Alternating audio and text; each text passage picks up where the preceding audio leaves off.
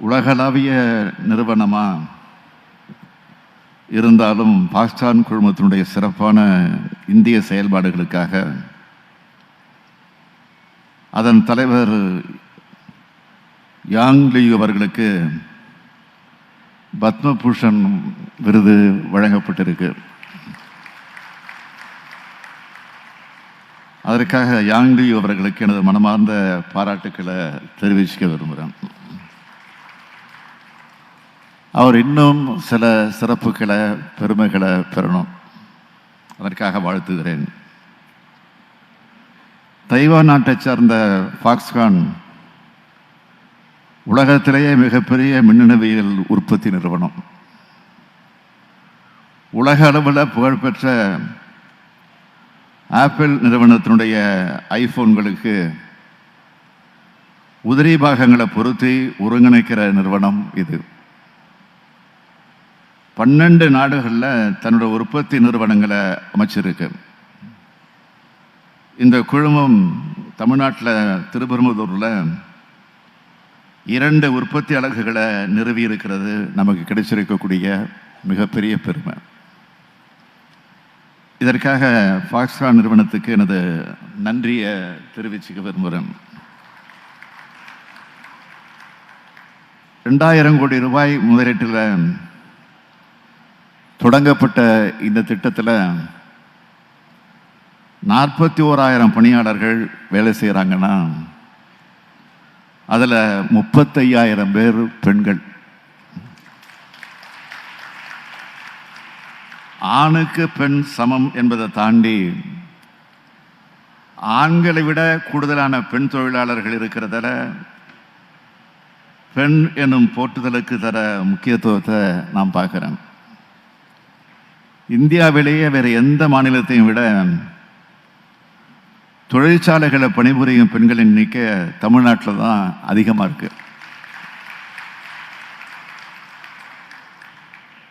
அதாவது 42 விழுக்காடு என்ற அளவில் இருக்கு. அந்த வகையில் உங்கள் நிறுவனத்தோட சமத்துவ நோக்கத்தை பாராட்டுகிறேன். பெண்களுடைய வளர்ச்சிக்காக தமிழ்நாடு எத்தனையோ திட்டங்களை செயல்படுத்தி கொண்டிருக்கிறது. எடுத்துக்காட்டுக்கு குடும்ப தலைவிகளுக்கு மாதம் 1000 ரூபாய் வழங்குகிற கலைஞர் மகளிர் உரிமை திட்டம், கல்லூரி மாணவிகளுக்கு மாதம் 1000 ரூபாய் வழங்குகிற புதுமை பெண் திட்டம், அது மட்டும் இல்லாமல் இன்னும் பல புதுமையான திட்டங்களை பெண்களுக்காக நம்ம அரசு செயல்படுத்திக்கிட்டு வருது. பணிக்கு செல்லும் தாய்மார்களின் நலன் கருதி சிப்காட் தொழிற்பூங்காகளில் உள்ள தொழிற்சாலைகளில் ஏற்கனவே 63 குழந்தைகள் காப்பகம் செயல்பட்டு வருது. மேலும் சிப்காட் நிறுவனம் நேரடியாக குழந்தைகள் காப்பகம் ஏற்படுத்த முடிவெடுத்திருக்கு. பெண்களை தொழில் முனைவோராக உருவாக்க இளம் வயசிலேயே அதை ஊக்குவிக்கிற வகையில் அரசு பள்ளிகளில் 8 முதல் 12ஆம் வகுப்பு வரை படிக்கிற மாணவிகளுக்கு உலக வங்கி உதவியோட தமிழ்நாடு அரசு வி சேஃப் திட்டத்தை தொடங்கி பயிற்சி அளிச்சுக்கிட்டு வருது. நம்ம திராவிட மாடல் அரசு 2021ஆம் ஆண்டு ஆட்சி பொறுப்பேற்றதும் தமிழ்நாட்டில் இந்தியாவில் மட்டும் இல்லாமல் தெற்கு ஆசியாவிலேயே முன்னணி மாநிலமாக உருவாக்கணும்னு லட்சிய இலக்கை கொண்டு செயல்பட்டு வருது. அதில் வெற்றியும் பெற்று வரோம். நீதி ஆயோக்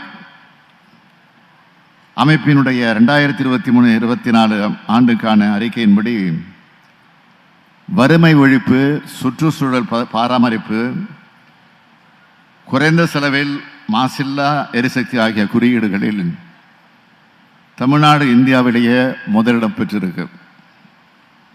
10 குறியீடுகளில் முன்னிலை வகிக்குது. மொத்தம் 13 குறியீடுகளில் தமிழ்நாடு 11ல் தேசிய சராசரியை விட அதிக புள்ளிகளை பெற்றிருக்கு.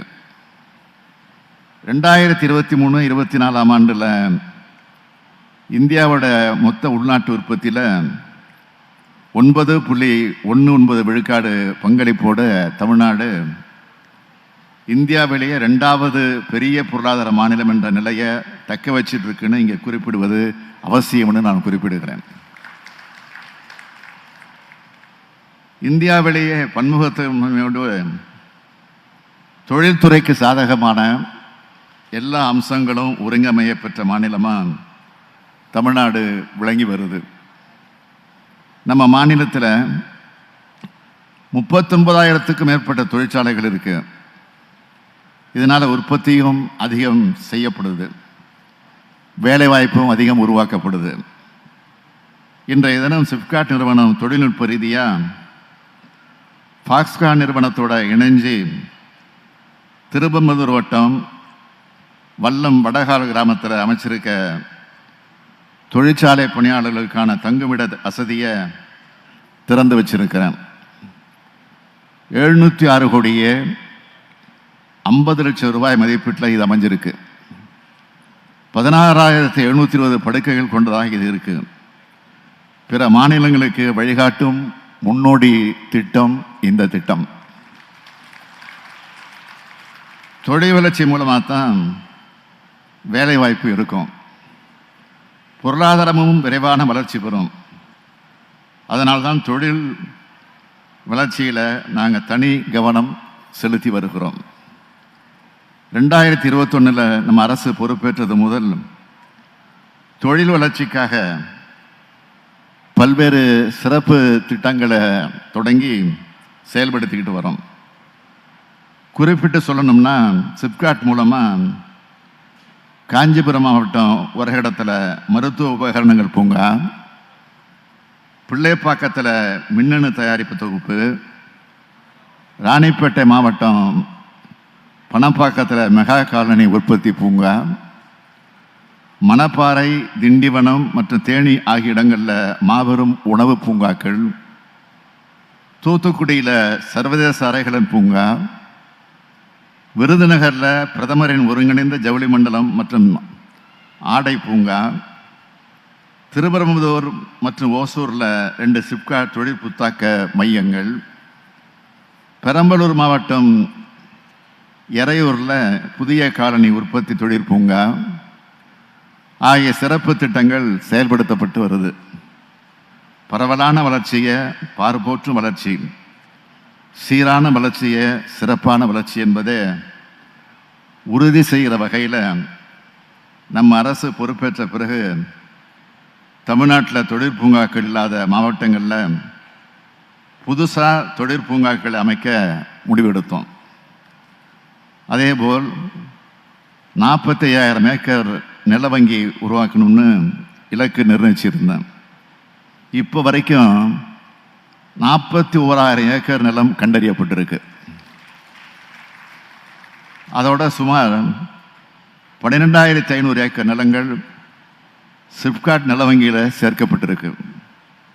சிப்காட் நிறுவனம் மூலம் இருங்காட்டுக்கோட்டை, திருப்பரங்குன்றூர் மற்றும் திருப்பூர் மாவட்டம் பெரிச்சல் ஆகிய இடங்களில் 3 தங்கும் விடுதிகள் அமைக்கப்பட்டு செயல்பாட்டில் இருக்கு. இந்த வசதிகளை நல்லா பயன்படுத்திக்கிறதோடு உங்கள் சொந்த குடியிருப்புகளை எப்படி கவனமாக பராமரிப்பீங்களோ அதே அளவுக்கு இந்த விடுதிகளையும் சிறப்பாக பராமரிக்க முழு ஒத்துழைப்பையும் நீங்கள் வழங்கணும். தொழிலாளர் தோழர்களை நான் அன்போடு கேட்டுக்கிறேன். 2030ஆம் ஆண்டுக்குள்ள $1 டிரில்லியன் அமெரிக்க டாலர் பொருளாதாரம் கொண்ட மாநிலமாக தமிழ்நாடு வளர்ச்சி அடையணும்னு நான் ஒரு லட்சிய இலக்கை நிர்ணயிச்சிருக்கேன்.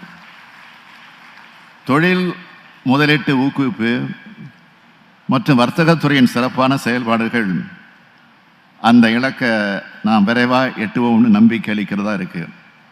அதற்கு ஃபாக்ஸ்கான் போன்ற நிறுவனங்கள் முழு ஒத்துழைப்பு தர வேண்டும் என்று நான் இந்த நேரத்தில் கேட்டுக்கொண்டு மீண்டும் பத்மபூஷன் விருது பெற்றுள்ள தலைவர் யாங் லியூ அவர்களை மனதார பாராட்டி விடைபெறுகிறேன். நன்றி, வணக்கம்.